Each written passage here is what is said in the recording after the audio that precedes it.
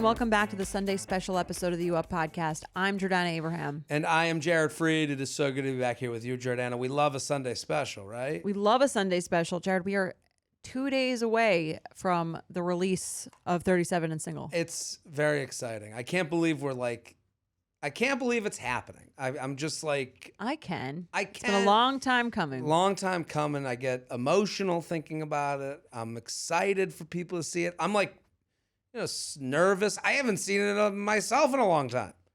Right. Like it's been a while for me. Yeah, I haven't seen it in a while either. Right, yeah, the but material. I remember loving it. So well, that's important to me. Yes. I think it's stand-up's very personal. It's very like, of course. You go work on it night after night. You try to fix it, make it all perfect, and then it's weird because I've never had something written in ink, as you say with the internet, everything's in ink. When a stand-up special's out, I can't change those jokes. I can't perform it again. It's done. The material's over. It's a phase of life. It's a snapshot of being 37 and single. That is exactly what the special is. A moment in time. A moment in time. Yeah. And again, if you want, I would love for everyone here to watch it and share it. I'm asking. I would love that. Put it on your story. We will repost. We'll repost, tag us, do whatever you can. I want to see it trending. I want in that top 10 American shows. Like that's a possibility right now. Sitting here today taping this, it's weird because it's like, when you're waiting for something and then you're like, now it's all hope and dreams. You're about to find out. Right. Yeah. This is the exciting moment. This is probably the moment of life that I'll look back on and be like, what an amazing time. So, and then Tuesday rolls around and it's reality time.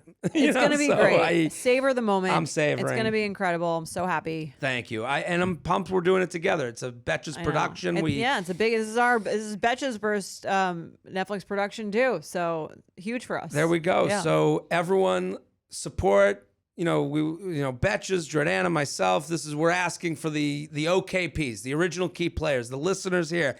Get involved. Watch it, stream it, share it, please. Let people know. You will not be disappointed. You will not. And again, it's 37 and single. If you're single, if you're in your 30s, if you're in your 20s, if you're in your 40s, it is all the frustrations and stuff we talk about here. Even if you're not single, if you've ever been single. Right. Yeah, which I would hope some of you guys have. Well, right. And if you're a married person that deals with their single friends, a lot of it's about that. It's for everyone. It's really for everyone. Loves it. And some people, they look down on a broad, relatable comic. I don't look down on it. That is who I am, broad and relatable, and I'm okay. I'm as broad as my shoulders. Is that anyone's actual personal stance? I hate broad, relatable comics. Well, that's comics. Yeah. Oh, okay. Yeah. They go, it's a little, but I think, I was going to say that's a very niche group to hate. Right.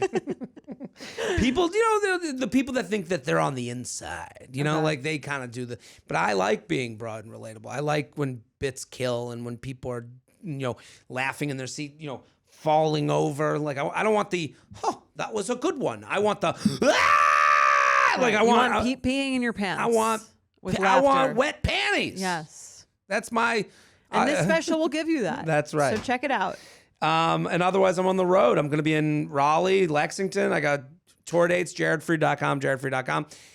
Jordana, what's going on with you? I've said enough about me. Enough about me. Enough about you. Oh no. Oversharing. We got oversharing. Check it out. We're gonna have you on for the show. I think it'll be out on Tuesday. If I'm on the podcast rounds, so to speak, doing all the Betches podcasts, chiming in, so to speak. So if someone hates, had listened and hates me, you're gonna be that guy where people are complaining. He's on every show. Can't anyone get their own original guest? It's gonna be not this week. Yes. Sorry. It's going to be great. So it's going to be great. You know what I'm really excited about?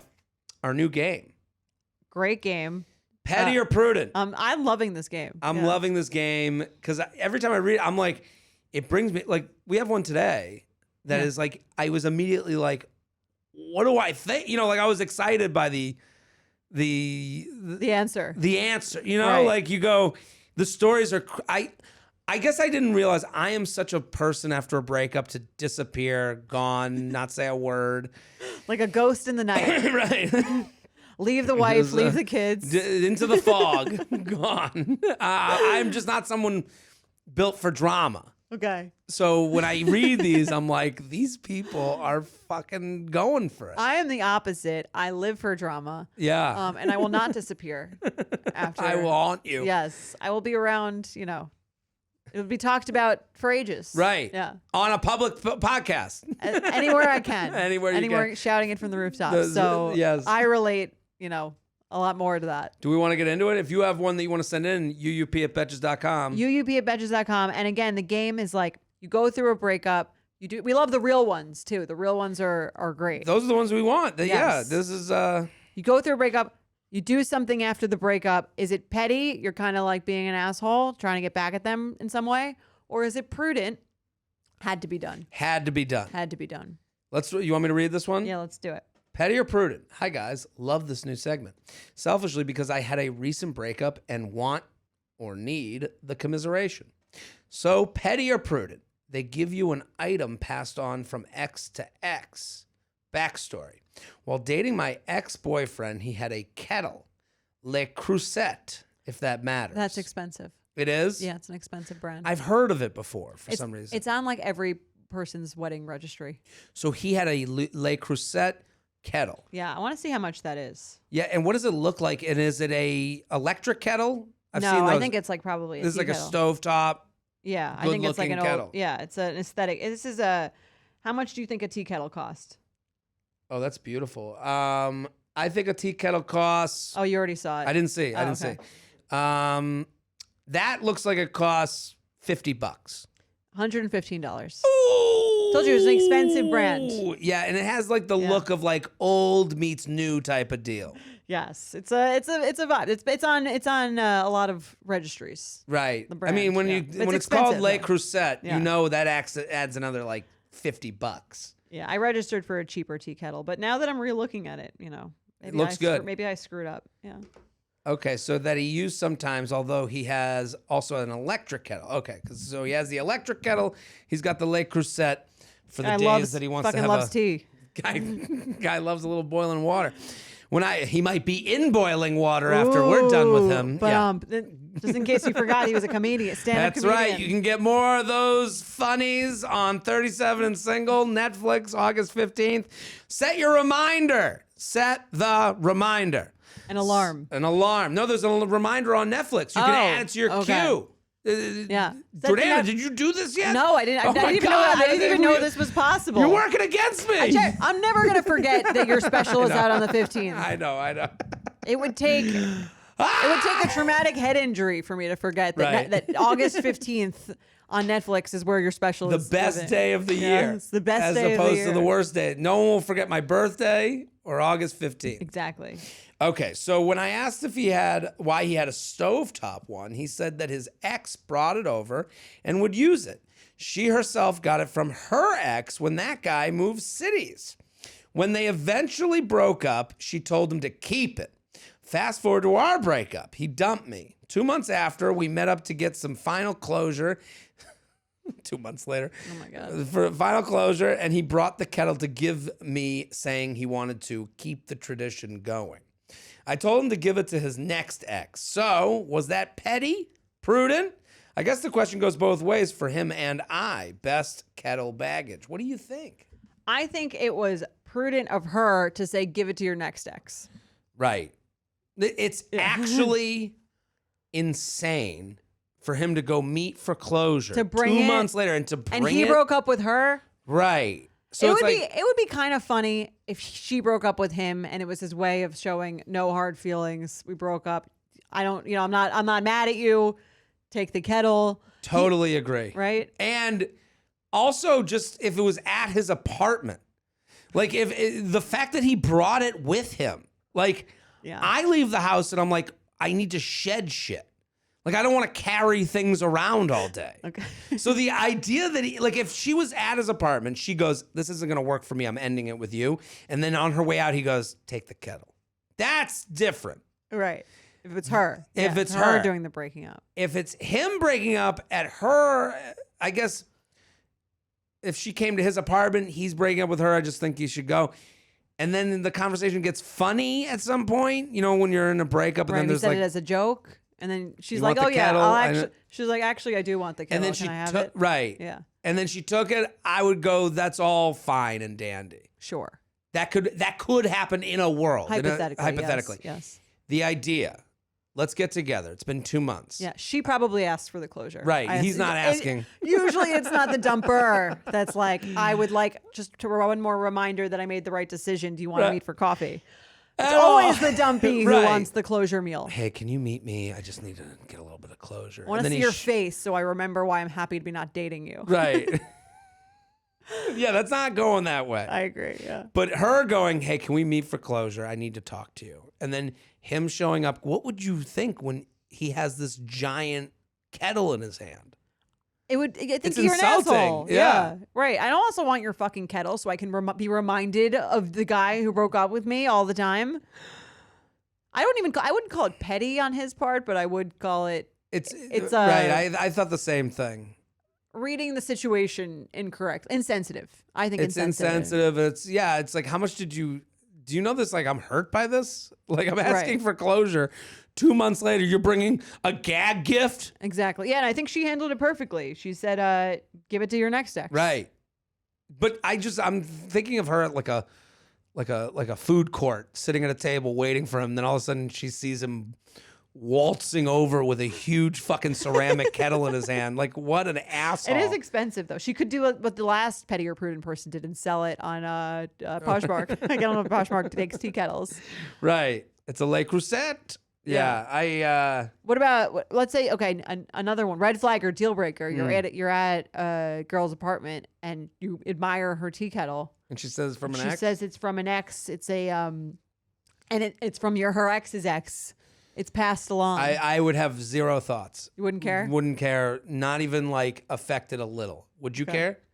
I don't think I'd care. I think it was like a little weird. I guess it might make me think that they have friendly relationships with their ex and so on.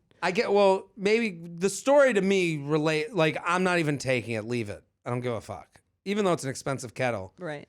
I think if the story was, they brought it to me at the food court and I took it from them, I would expect them to have a friendly relationship. Right. If they were like, I don't want to care.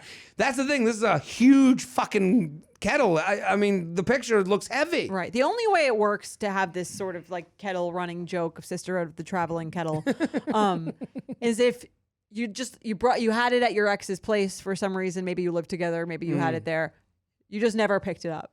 That's what, that's the only way this makes sense. I would understand someone going, it's so heavy. I don't want to go over there. I'm done. I don't want to walk it home. Right. Fuck it. I'd rather go without the Le Creuset. Yeah. Yeah. And it's not petty. It's more just stupidity. Right. Like, I don't think he did this to get you. It does seem like he did this to be like, he might have just wanted to like get it out of his. I never use it. Takes up a lot of space. Kettles are big. You seem to like it. Right. I guess we're erring on the side of petty. Yeah. It's definitely more petty than prudent. Agreed. Okay. I'll read the email. Okay. Dear J&J, thank you for keeping me laughing every week. Love you guys and the UA pod. I'll get right into it. Over 4th of July, I met a guy from the UK through hanging out with mutual friends.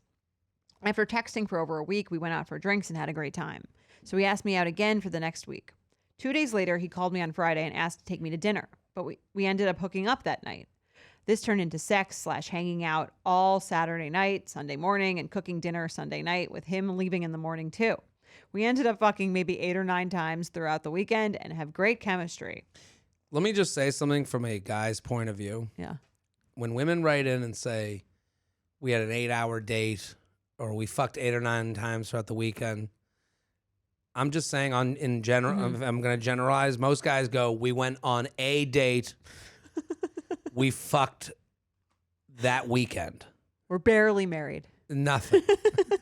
The amount of times is just, it's not important to the severity of the relationship. I'm just saying. But now, as a 38-year-old man, do you not have the sense that if you spend an entire weekend with a woman, it could mean more to her than I it don't know would at this to age I you? could fuck 8 or 9 times. No. Just even spending that. Forget sex. Forget the sex No, part. no, You're it would be important. You know, you hang out Friday night and you don't leave until Sunday night. That's To me, that would at be. 38, yeah. I would take that as a sign that someone was interested in me. I know it's crazy. There's a little interest. I'm saying you're kind of saying it doesn't really mean that. It means we had a fun weekend. I'm just saying the importance. Okay. I Now, I mean, as after doing this podcast for over 5 years, I definitely know now that nothing a man does ever means anything ever. But past performance does not indicate future results. no, it's true. I've had a guy who spent the entire weekend with me who was not interested in dating me. Yeah, I have been that guy in someone like I've had that happen where. Right. I remember there was someone that I hooked up with, and she was like, "You basically moved in." Yeah, and I was like, that's basically that was my thought. Right, yeah. We're having fun. It was a fun. I looking back, I go, yeah, I guess that could give a mixed message. Yeah, to me that's crazy. The idea that you could spend that much time with someone and not think that they thought that meant that you were very interested in them. Here's the problem: we're all animals.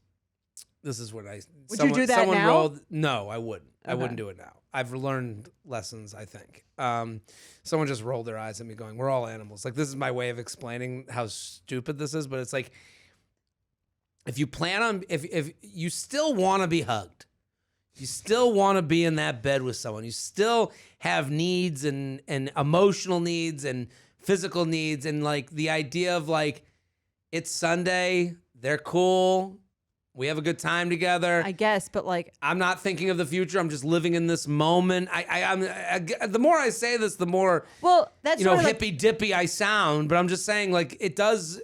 I do see how it happens. I think that's sort of the definition of maturity, though, is when you're not just doing whatever you want to do at all times without thinking about how it affects someone else. Fair, right? Yes, this is called growing up. Yeah, I would agree with that. But I would say, like, yeah, I would hope that 38. Right.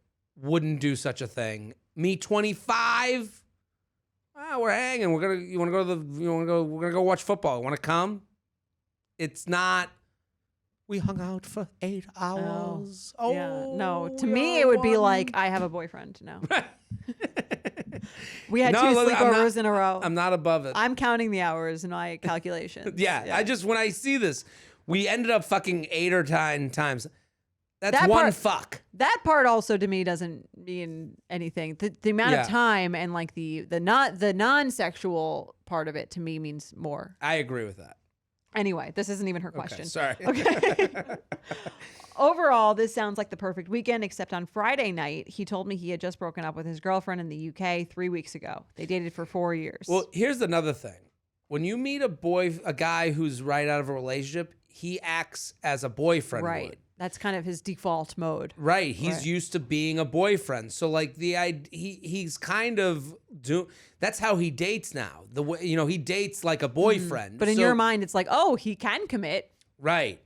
And so now this is what he does. He's a committer. He's going to commit to me next. Right. And it's he's been here all weekend. He must like me. It's yes, he likes you. He's comfortable with you. But also that's how he dates. Right. Because he's used to a 4-year relationship where you do stay with someone the whole weekend. Yeah. He's not an outdoor cat. That's true. This guy's he's too comfy. Yeah, he's an indoor cat. And also he just might not know that, like you said, like you wouldn't know this at 25, that this is not proper dating etiquette. Right. After a certain age. And again, when you're right out of a relationship, you're not really in tune with the etiquette of dating, of like what your actions are saying. Right. And one would hope that you're not playing into that card if you are in tune. Right. You can be blissfully naive. I think there's a mix of both. Okay. So he said that he had just broken up with his girlfriend in the UK 3 weeks ago. They dated for 4 years. And on Saturday night, he told me he wasn't looking for a relationship. And I told him I'm fine with casual. And if something changes, I will let him know this isn't what I want. Okay. Okay. At this point, again, I think that like the situation has been made more clear. I think this is less fucked up than it was before I read the sentence. Right. Because Friday night, I was just out of a relationship. Right. Okay. That's before the 8 or 9 times of fucking. Yes. Saturday night, hey, I just want to make sure you know.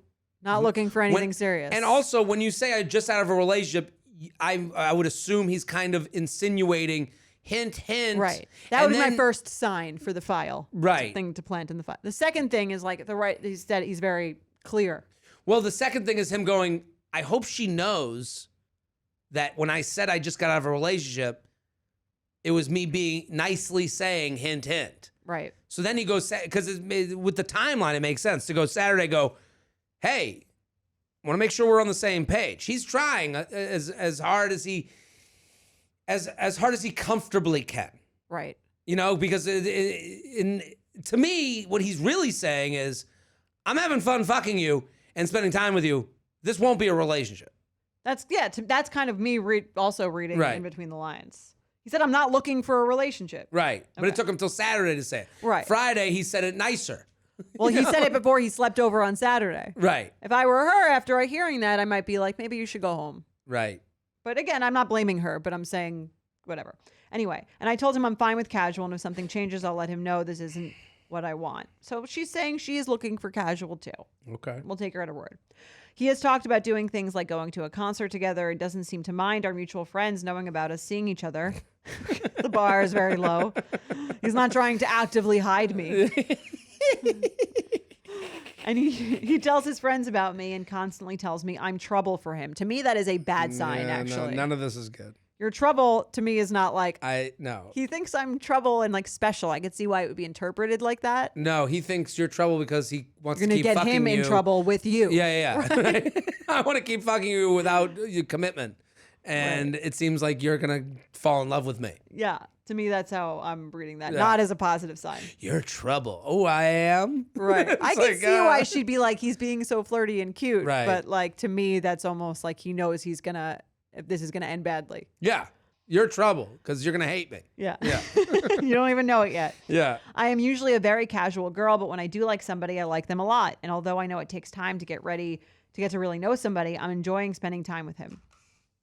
What I'm struggling with is if I should even go down this road. Last summer, my dad got diagnosed with terminal cancer, and for the last few months, he hasn't been doing too well. The guy I met knows about this and has always said the right things when I talk about it. I'm feeling more and more like I could use somebody to take care of me a bit and support me as I go through all of this, although I've wanted a relationship for a while, and having him around all weekend was nice. I know that flings can turn into better things, but I also understand he told me exactly where he stands and that he's also experiencing change. I'm having fun with him for now, but worry about keeping it going, me eventually wanting a relationship. I've cut guys off before because of the stress of rejection coupled with the family health issues without having a conversation and want to avoid repeating past mistakes. Should I end things now before I risk dealing with any strong feelings for him with everything going on with my dad, or should I just keep having fun and take it a day at a time? Thanks for everything you do. Sincerely, to fuck or not to fuck. This is a tough one, and I'm very sorry about what's going on with her dad, and I understand what she's saying. Yeah. She's like, this was fun. I've heard what he wants. This Right. is how I'm I've here. interpreted this correctly. Right. Right. I get what he wants. I like my time with him, but I'm also sensing, it sounds like what she's saying is I'm sensing I'm going to need someone who's there for me a little bit more than, and if I get disappointed by them, Mm-hmm. I will feel a mess as opposed to like family and friends who I'll go to instead of them. Right. Where there's You know? you're not going to be sensitive to rejection in that Right. case. And they are your family and friends. They're responsible for you in a Right. certain way, where he's basically saying, I'm not responsible for you, but I'm here for you in good times. And then, a relationship I mean, is he's not a also, monster if she's telling him he's not going to be like, he sounds like he's saying the right things. well, yeah, what's they Yeah. going to say? Right. But at the same time, I'm saying she's basically like, okay, if this keeps going down the road where my dad keeps getting more and more sick, I'm going to want to like, lean on someone. Right. Yeah. And you either lean on the person you're fucking and this person that you're spending a lot of time with, or your friends and family. Right. And I see what she's trying to get ahead of. If I were her, I would say this exact thing to him and see how he responds. Yeah, I'm with you. Because I mean, I think that'll just help her figure out what's going on a lot more clearly. And it sounds like he's been pretty clear about not wanting to be in a relationship. But I think if she says this to him, the stakes will now be higher, and he will know that in terms of saying like, this is not the person I should be casual with. Right. And you know what? It's funny that she's totally okay with his rules that he's established, Right. but not okay with the ones she's already established too. She said, I'll let you know if things change. Right. Sounds It's like not- things have it's- changed. Things have changed. Yeah. And I think what she's confused by is she's like, well, they haven't changed. I don't want like I don't want to get married. She's doing the female thing. Well, I'm not looking to I don't want, I don't need someone to carry me around while I'm crying all day. No, you're just asking, hey, I'm going to need a little bit more from this considering what's going on in my life. Need something more than casual. Right. Right. I need you to kind of be there for me if we're going to keep this going. Right. And honestly, she might not even know what that means. I also think if he's not willing, willing to be more committed to her and make Right. it less casual, because it's possible his feelings have changed. She's not going to know that unless she says that. Right. I think she needs to end it because she's going to be in a very emotionally fragile place, Mm-hmm. right? And she doesn't need something else fucking with her head. Right. And here's the thing. The dial has turned up a little bit. Mhm. And that's what she needs to let him know. Right. Because then if you don't let him know, now your dial keeps going up and he's still at the place you were. Right. And that's when you start to get fucked with. Well, that's what I'm saying. I think she just needs to say whatever she wrote in this email to us, to him.